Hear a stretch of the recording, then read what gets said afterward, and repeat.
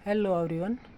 ये फाइकस के और कई दूसरे पौधे भी लगाए हुए हैं, लेकिन फाइकस के कम से कम भी बाउंड्री वॉल के चारों तरफ मेरे पास 8-9 फुट होंगे, कम से कम ऊंचे 9 फुट लगभग ऊंचे पौधे बाउंड्री वॉल के चारों तरफ लगवाए हुए हैं।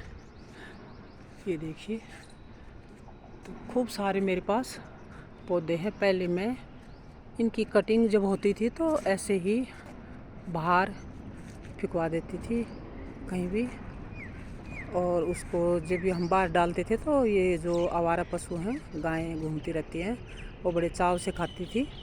तो हमने कभी ध्यान ही नहीं दिया। एक ये भी सोचते थे कि भाई गायें खाती हैं, चलो धर्म है, उनका पेट भर जाएगा, धर्म होगा।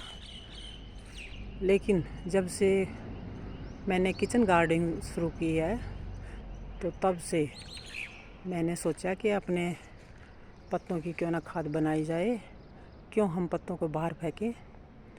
उसके बाद में जब भी कटिंग होती है फाइकस की तो मैं इनको एक कोने में इकट्ठा करवा देती हूँ, और जब एक कोने में पड़े पड़े इनको 6-7 महीने हो जाए, एक आधी बारिश ऊपर से निकल जाए तो ये पौधे, ये पत्ते अपने आप ही खाद बन जाते हैं। 6-8 महीने इसमें अपने आप बड़े बड़े खाद बनने में लग जाती है। तो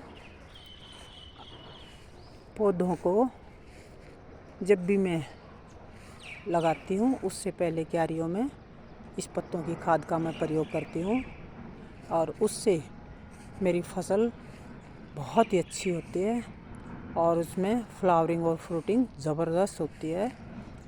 और ना ही उन फसल पे जिनमें मैंने पत्तों की खाद डाल के लगाई है उस फसल में कोई भी किसी भी तरह की बीमारी नहीं आती। और जो गमलों में भी मैंने पौधे लगाए हैं वो भी सारे इससे सुंदर सुंदर पौधे बने हुए हैं, क्योंकि पत्तों की खाद सबसे बढ़िया खाद बताई गई है। तो ये देखिए, ये मैंने गमलों में भी लगाए हैं, सब पौधे अच्छे चले हुए हैं। ठीक है, लेडी पाम का पौधा है, तो बहुत ही सुंदर ये पौधे मेरे चलते रहते हैं।